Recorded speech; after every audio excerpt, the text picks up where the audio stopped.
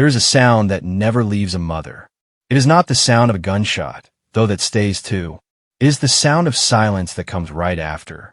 The silence where a voice used to be, where footsteps used to fall, where laughter used to fill a kitchen on a Sunday morning. That silence is louder than anything this world has to offer. And for Patricia Wallace, that silence started on a cold Tuesday night in November, when 8 bullets ended the life of her 23-year-old son, Marcus Wallace, on a street he had walked 1,000 times before. A street he knew like the back of his hand. A street that was supposed to be safe.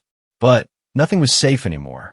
And Patricia was about to find that out in the hardest way possible. Patricia Wallace was not the kind of woman who asked for attention. She was 51 years old, a registered nurse who had spent nearly 3 decades helping other people through their worst moments. She knew what pain looked like. She had held the hands of strangers as they took their last breaths. She had comforted families in waiting rooms, delivered bad news with gentleness, and gone home afterward to cook dinner and check on her kids like nothing had happened. That was Patricia. Strong, steady, quietly powerful. She was the kind of woman who held everything together without anyone ever stopping to ask if she was okay. She lived in a mid-sized city in the American South, in a neighborhood that had seen better days, but still had its dignity. She had raised 3 children in the house on Carver Street. Marcus, her oldest, then his younger sister Destiny, and the baby little Jerome, who was only 15 at the time all of this happened. She had raised them mostly alone after their father, Raymond, walked out when Marcus was 10. She had worked double shifts to keep the lights on. She had gone to every school play, every parent-teacher meeting, every basketball game. She had done everything right. And still, the world had taken her firstborn. Marcus was not a perfect person. Patricia never claimed that. He had made some wrong turns in his early 20s, had spent a few months running with people he shouldn't have, had caught a minor charge for possession at 19 that he had worked hard to put behind him. By the time he was 23, he had turned things around. He was working a logistics company, had just gotten his own apartment, was talking about going back to school in the spring. He was not the same kid who had lost his way. He was finding himself, slowly, carefully, with the kind of quiet determination that Patricia recognized as her own. On the night he died, Marcus had been at a friend's birthday gathering a few blocks from Patricia's house. He left around 11, texted his mother goodnight the way he always did, and started walking home. What happened next was captured on 2 separate security cameras from nearby businesses, though it would take Patricia months to find out that those cameras even existed, because nobody told her. Officer Dale Greer, a 7-year veteran of the city police department, responded to a call about a disturbance in the area. Witnesses would later say the disturbance had nothing to do with Marcus. Marcus was simply walking. He had his hands in his jacket pockets because it was cold. Officer Greer pulled up alongside him, called out to him. Marcus turned around. What happened in the next 45 seconds is something that Patricia has replayed 10,000 times in her mind, based on the witness accounts and the footage she eventually obtained. Officer Greer fired 8 shots. Marcus was struck 6 times.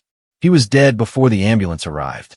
The official initial report from the police department described it as a justified use of force. It said that Marcus had been acting in a threatening manner and that Officer Greer had feared for his life. It said that Marcus had reached toward his waistband. It did not mention that Marcus was unarmed. That detail was buried in the middle of the second page, phrased in language so careful and so cold that it barely registered as what it was. Confirmation that a young man had been killed while carrying nothing more dangerous than his house keys and a half-eaten bag of chips. Patricia found out her son was dead at 11:47 p.m. when 2 officers knocked on her front door. She remembered later that they did not take their hats off when they told her. She remembered thinking that was strange. She remembered the exact pattern of the wallpaper in her hallway and the way the porch light flickered. She remembered everything about that moment except the first few seconds, which her brain had simply refused to record. Then, she was on the floor. She did not know how she got there. Destiny was screaming somewhere behind her. Jerome was standing in the hallway in his pajamas, too young and too old at the same time. The next few days were a blur of paperwork, phone calls, and a funeral that should not have needed to happen. Family came from 3 different states. People brought food. People said the things people say.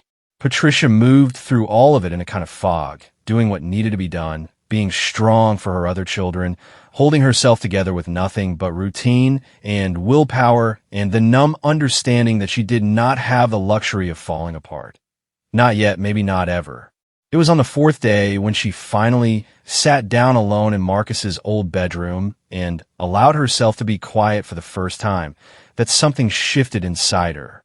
She had been holding his basketball trophy, the one from his junior year of high school, turning it over in her hands without really seeing it. And then she set it down very slowly and very deliberately, and she made a decision. Not a dramatic decision. Not one she announced to anyone. Just a quiet, iron-hard internal commitment that settled into her chest like something had locked into place. She was going to find out exactly what happened to her son, and whoever was responsible was going to answer for it. She started where most people start, by trying to work through the system. She called the police department to request a copy of the incident report. She was told it was under review and not yet available to the public. She called again a week later. Same answer. She reached out to the city's Civilian Oversight Board, which she had not even known existed until a friend mentioned it. She was told her complaint had been received and would be reviewed. She called the district attorney's office and was connected to a voicemail that was never returned. Every door she knocked on opened just wide enough to let hope in, and then closed again. What she did not know yet, what she had no way of knowing, was that Officer Dale Greer had been the subject of 3 previous complaints filed by residents of the neighborhood. None of them had resulted in disciplinary action. 2 had been quietly dismissed. 1 was still technically open, listed somewhere in a digital filing system that nobody seemed particularly motivated to access. She would not learn any of this for months. But the information existed. It had always existed. It was just being kept from her, not necessarily through any single act of malice, but through the ordinary, grinding machinery of institutional self-protection, the kind that operates not with loud cruelty, but with paperwork and delays and pleasant voices on the phone that say, "We understand your concern," and mean absolutely nothing by it. Meanwhile, the city moved on. The shooting got a brief mention in the local newspaper, 4 paragraphs on page 7, below the fold. There was a small vigil organized by community members on the street where Marcus died. Patricia attended and stood at the back, watching the candles flicker in the wind, listening to people who had not known her son speak about justice and community and change. She appreciated it. She did not feel any better. She started keeping notes. It was a habit she had developed as a nurse. When things were chaotic, you wrote things down. You documented. You created a paper trail because the paper trail was sometimes the only thing that kept you oriented. She bought a thick spiral notebook from the drugstore and began recording every phone call, every date, every name, every response she received or failed to receive. She wrote down what she knew and what she didn't know and what she needed to find out. She wrote down the names of the 2 witnesses she had heard about secondhand who said they had seen everything. She wrote down the names of the businesses that had the security cameras. That notebook became the beginning of something. She reached out to one of the witnesses herself, a woman named Cheryl Odom who worked at a laundromat 2 blocks from where Marcus was shot. Cheryl was reluctant at first.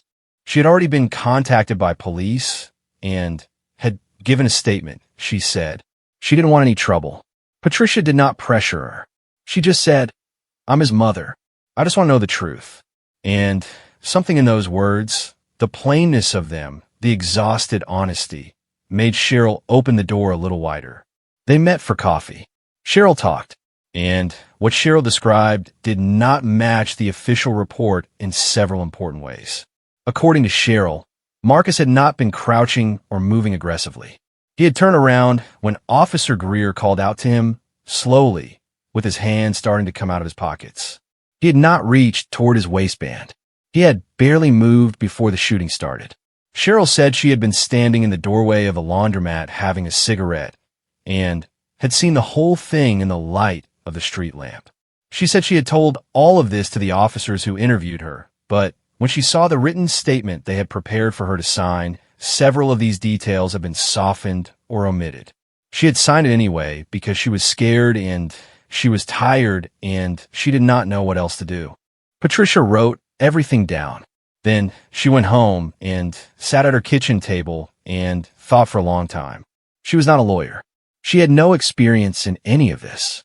She was a nurse from a neighborhood that the city had never paid much attention to, and she was trying to take on a police department that had every resource and every advantage she did not. Most people in her position would have given up by now or would have never started. But most people had not raised Marcus. Most people did not have that quiet, iron-hard thing locked in their chest. She got on the internet that night and started looking for help. Not for a miracle, just for a door that would stay open long enough for her to walk through it. She found several civil rights organizations. She found the name of a lawyer in a neighboring city who had handled cases involving police misconduct. She found an online community of mothers who had lost children to gun violence at the hands of law enforcement. Women from different states, different backgrounds, different stories that were somehow all the same story. She read through their posts for hours. She saw what they had survived. She saw what some of them had built out of their grief. And for the first time since Marcus died, something that was not quite hope, but was at least close to it moved through her. She wrote an email to the civil rights lawyer that night. She did not know if he would write back. She sent anyway. She closed her laptop and looked around her kitchen at the magnet on the refrigerator for Marcus's first trip to the beach when he was 7, at the photo on the wall of all 3 of her kids on Christmas morning, at the chair where he used to sit and eat her cooking and tell her about his day. And she breathed in and out, slowly, deliberately, the way she had been taught to breathe through hard things. She was not done. She was just getting started. And the people who thought her silence was the same thing as her acceptance had made a very serious mistake. The lawyer's name was David Okafor, and he called Patricia back 3 days after she sent her email. He was direct, almost blunt, and she appreciated that immediately. He did not sugarcoat things. He told her that cases like Marcus's were difficult. Not impossible, but difficult. He told her that the system was not designed to make accountability easy.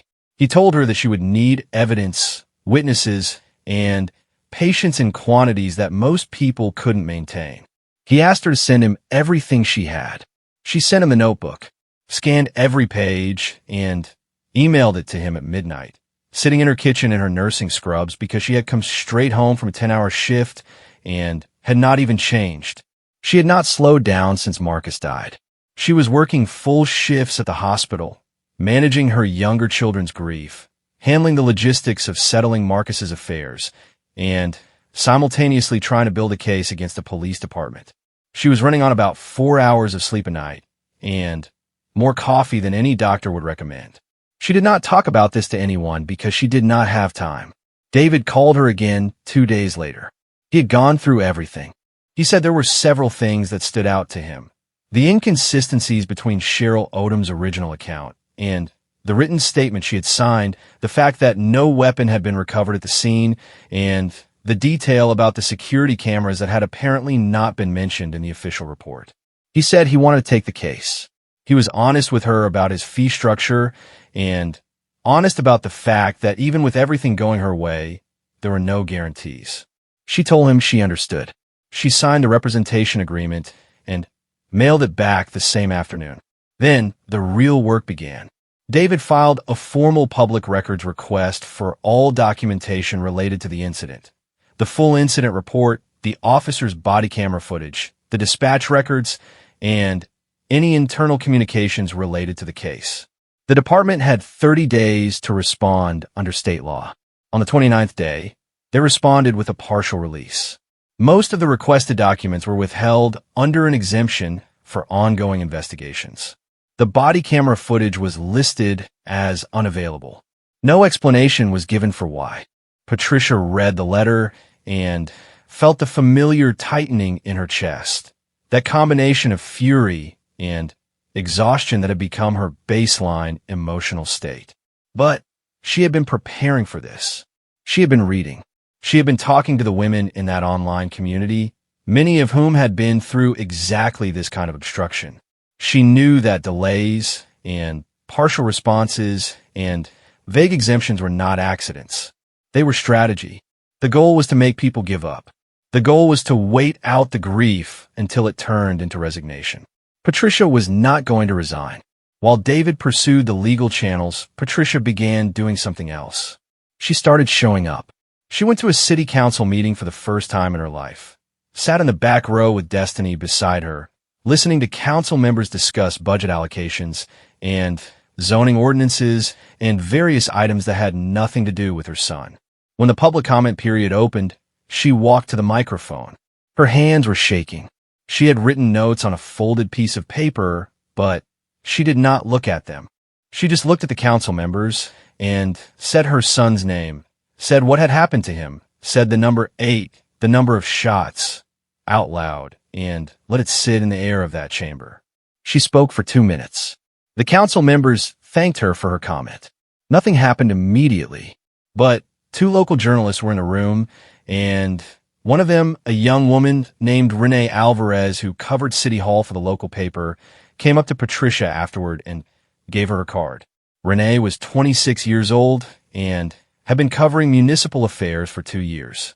She was not yet cynical in the way that some journalists become, and she had been paying attention to use of force incidents in the city for months, noticing a pattern that nobody had yet put together in print. She had not had a specific story to anchor her reporting until now. She and Patricia had coffee the following week, and then the week after that. Patricia was careful about what she shared, running everything by David first. But she also understood something that David was still coming to terms with.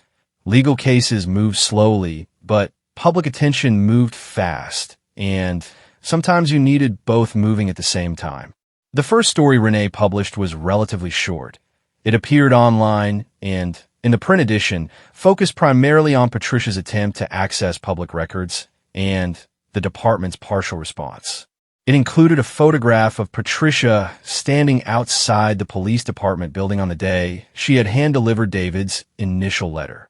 She was wearing her nursing scrubs and holding her spiral notebook. She had not known she was going to be photographed that day.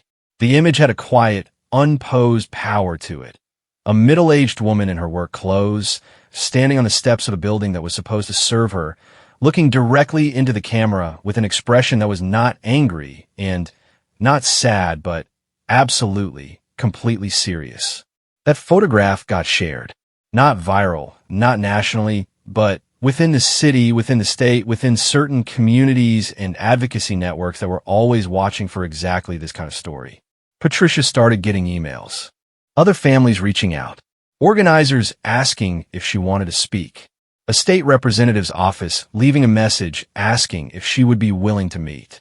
She went to the meeting with the state representative, a woman named Congresswoman Darlene Hughes, who sat on a legislative committee that dealt with public safety and law enforcement oversight. They met in a conference room with 2 staffers present. Patricia brought David and her notebook. Darlene Hughes was professional and sympathetic and made no promises. But she listened carefully, asked specific questions, and wrote things down herself. When Patricia left, she did not know if anything would come of it. But she had learned by now that every door you pushed on, even the ones that didn't open all the way, moved something. The security camera footage, that was the piece that Patricia had never stopped thinking about. David had been pushing for it through official channels with no success. Patricia, on her own, had gone back to the 2 businesses and spoken to the owners directly. The first owner, who ran a small grocery, said his camera had been malfunctioning that night and had recorded nothing useful. She could not tell if he was telling the truth or if someone had spoken to him already. She thanked him and left. The second business was a tire and auto shop owned by a man named Gus Ferreira, who had been in the neighborhood for 30 years.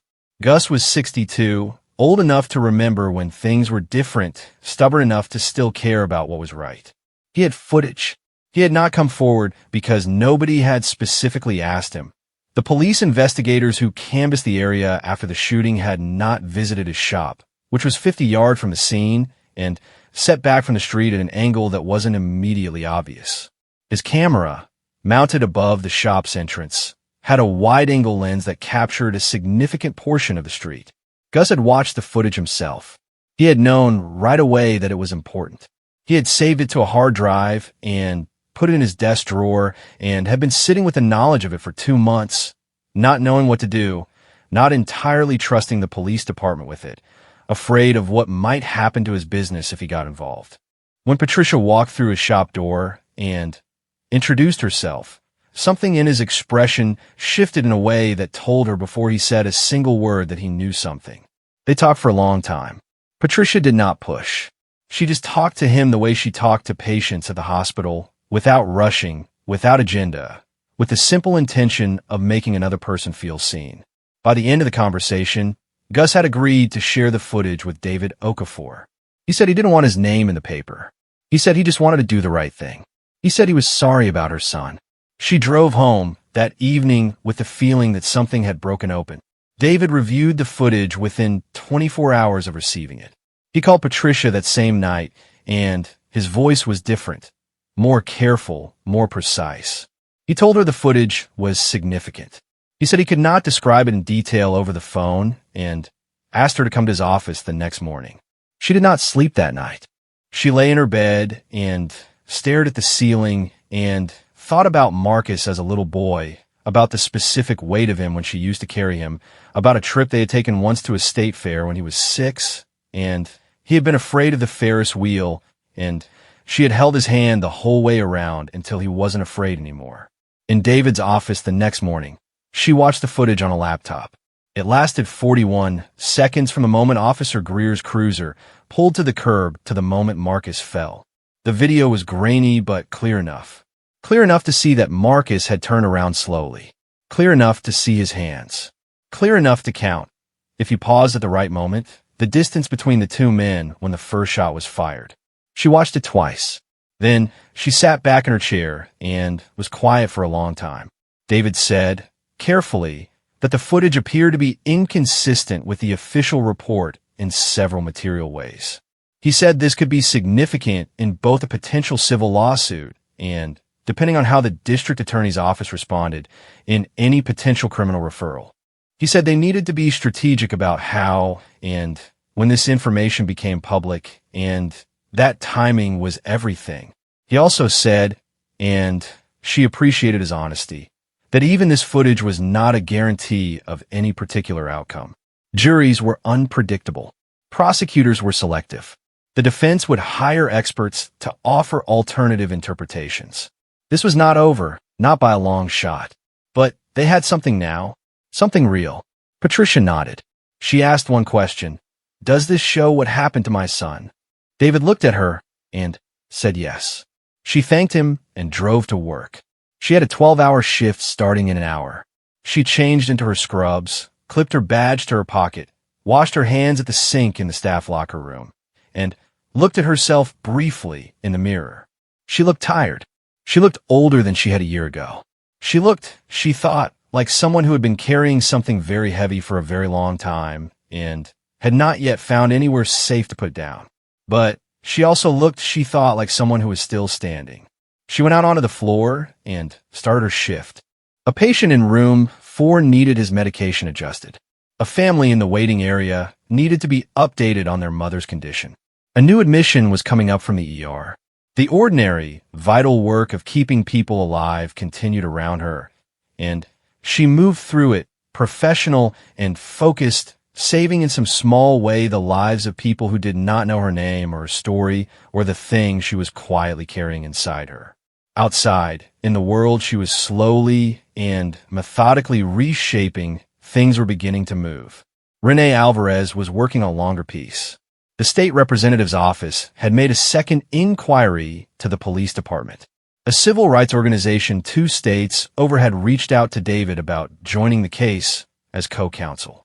And in a conference room somewhere in the police department, people were starting to have conversations about this woman who would not stop calling, would not stop showing up, would not accept delay and obstruction and silence as answers. The system had made an error, not just in what had happened to Marcus, but in what it had assumed about his mother.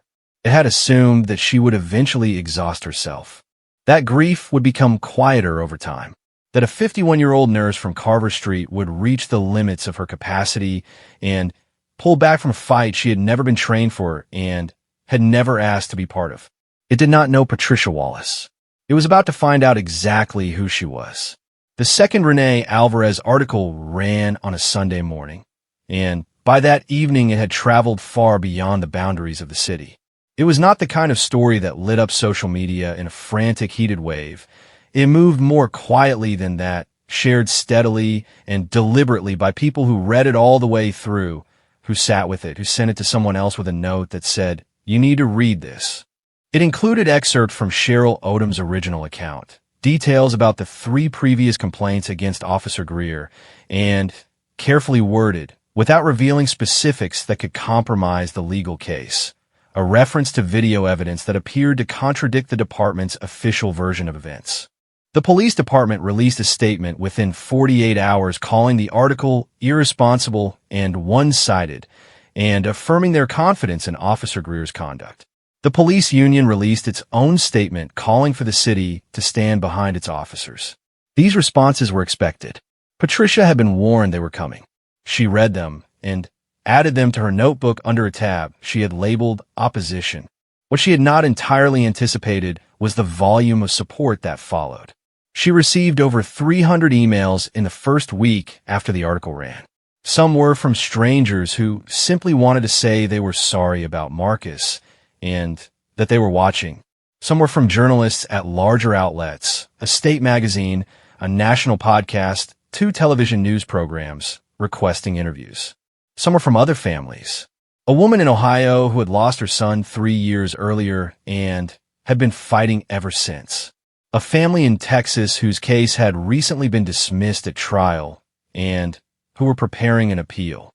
A man in Georgia whose daughter had been killed, who had given up after a year of silence from authorities and had never forgiven himself for stopping, and who wrote to Patricia to say, "Don't do what I did. Don't stop." She read every email. She answered as many as she could.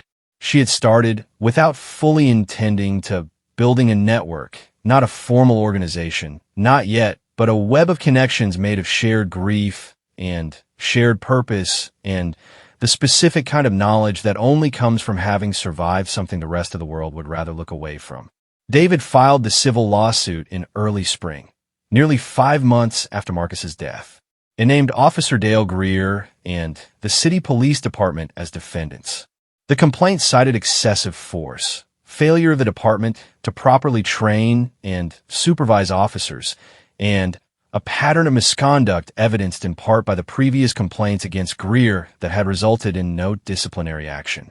It requested damages, but more importantly, and Patricia had been clear with David that this was her primary concern, it requested full disclosure of all records, all communications, and all internal reviews related to both this incident and the prior complaints. The city's legal team filed a motion to dismiss within 3 weeks. This was standard practice, David explained. It did not mean they would succeed, but it meant that months more of waiting were coming. Patricia absorbed this information and adjusted her expectations accordingly. She had learned by now that fighting through the legal system was less like a battle and more like a very long, very slow construction project. Each brick placed deliberately, each setback noted and worked around, no single moment of dramatic victory to sustain you, just the daily discipline of continuing to build. She found other ways to keep moving while the courts processed paperwork. She had been asked to speak at a community forum organized by a local church, and she said yes. Standing at a podium in front of a room of about 200 people, most of them from her neighborhood, people who had known Marcus or known of him, people who had their own stories and their own losses, she spoke for 20 minutes without notes. She talked about her son, not just about what had happened to him, but about who he was, about the way he used to sing in the car, always slightly off-key, always fully committed, about how he used to call her every Sunday, even after he got his own place, just to check in, about the way he had turned his life around quietly and without fanfare, the way she had always done things because that was what she had taught him. The room was very quiet when she spoke. Then, it wasn't quiet anymore. That night, after everyone had gone home, she sat in the empty church hall with Destiny, who had come with her and who had been largely silent throughout, and Destiny said, "Mom, I didn't know you could do that." Patricia looked at her daughter and said she hadn't known either. They sat together in the quiet for a while. It was the closest thing to rest that either of them had experienced in months. Spring turned to summer. The motion to dismiss was denied. The case would proceed to discovery, the process by which both sides exchange evidence and take depositions under oath. This was significant. This meant that the city's legal team could no longer simply stonewall. Documents would have to be produced. People would have to answer questions on the record. The video footage from Gus Ferreira's camera, which had been submitted as evidence, would be part of the formal record. The deposition of Officer Dale Greer took place on a Thursday afternoon in a conference room at David's firm. Patricia was not in the room. Her presence was not permitted during depositions.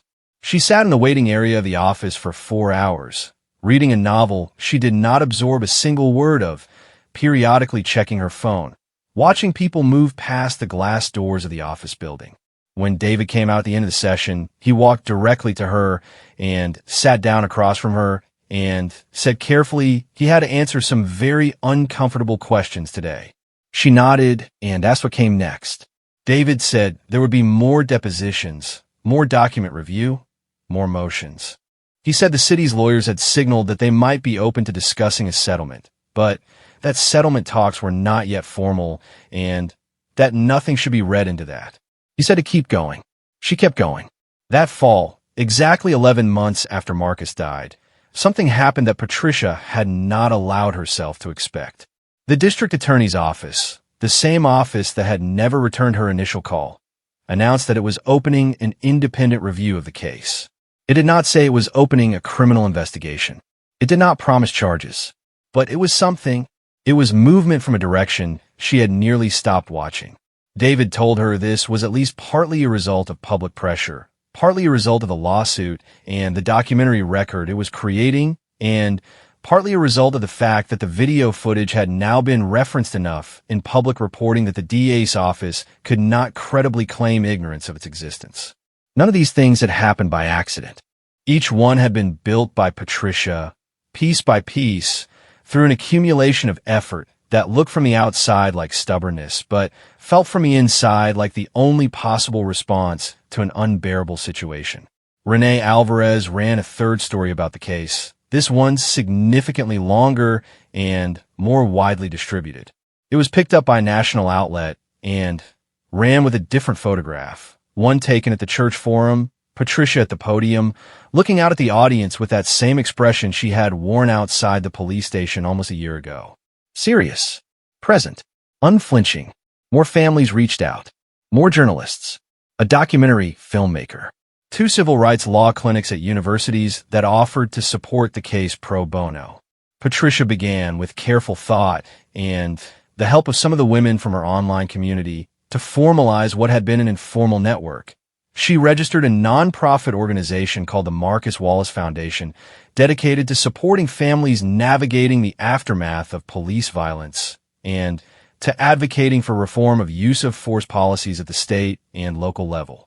She did this not because she had planned to become an activist, but because the need had found her and she had learned over the course of the most brutal year of her life that need does not wait for you to be ready. She still worked her nursing shifts. She still made sure Jerome was doing his homework and eating properly and processing what had happened to his brother in a way that wouldn't hollow him out. She still called her own mother every week and listened to her talk and said the things that needed to be said. She still lived her life, the whole complicated, exhausting, ordinary weight of it, while also doing this other enormous thing that had no roadmap and no guaranteed destination. The civil case was still moving through the courts. The DA's review was ongoing. Nothing had been resolved. No verdict had been handed down. No one had been charged. This is where the story stood, not at an ending, but at a place where the shape of an ending was beginning to be visible in the distance, the way you can sometimes see the outline of a coastline through fog before you can see the coastline itself. Patricia did not allow herself to make predictions. She had learned that the gap between what was right and what the legal system delivered was wide and unpredictable, and that she needed to be prepared for all possible outcomes without letting that preparation harden into bitterness. She kept a photograph of Marcus on the desk in her kitchen, the one from his last birthday, where he was laughing at something off camera. She looked at it every morning when she drank her coffee. She looked at it last thing at night. She did not stop missing him. She did not expect to. Missing him was not the opposite of fighting for him. It was the reason for it. She had learned things about herself in this year that she could not have learned any other way. She had learned that she was capable of more than she had believed. Not because the situation had made her extraordinary, but because it had forced her to discover what had always been there, ordinary and solid and quietly formidable. She had learned that systems change slowly and reluctantly, and only when the people inside them are made to understand that someone outside them is watching and is not going away. She had learned that grief, when it is not allowed to become resignation, can become something else entirely, something purposeful and forward-moving and larger than the person who carries it. She had learned, perhaps most importantly, that she was not alone. That across this country, there were other women who had walked through the same door she had walked through, who had survived the same kind of silence, and the same kind of obstruction, and the same long, difficult work of trying to make an institution acknowledge what it had done. Some of them had won in the courts. Some had not. Most of them were still going, in one form or another, because once you understand that this is bigger than your own story, it becomes very hard to stop.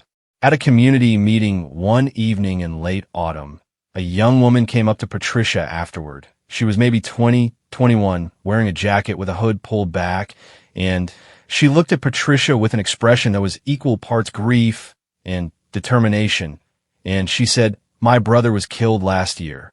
I don't know what to do."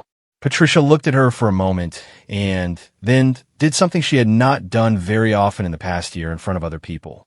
She cried. Not loudly, not for long, just a few seconds, just enough for the young woman to see that she was talking to someone who understood in full. Then Patricia wiped her eyes and said, "Sit down with me. We're going to figure it out." And she meant it, not as comfort, not as a polite thing to say in a hard moment. She meant it the way she meant everything now, with the quiet, iron-hard certainty of a woman who had walked into the worst year of her life carrying nothing but love for her son, and the refusal to let that love go unanswered, and had come out the other side still standing, still fighting, still writing in her notebook, still showing up, still saying his name. Marcus Wallace, 23 years old, 8 shots, 1 loss that became 1,000 acts of purpose. His mother was not done. She was never going to be done. And somewhere in that, in the simple, impossible endurance of it, there was something that looked, if you let yourself see it, very much like justice still in the making.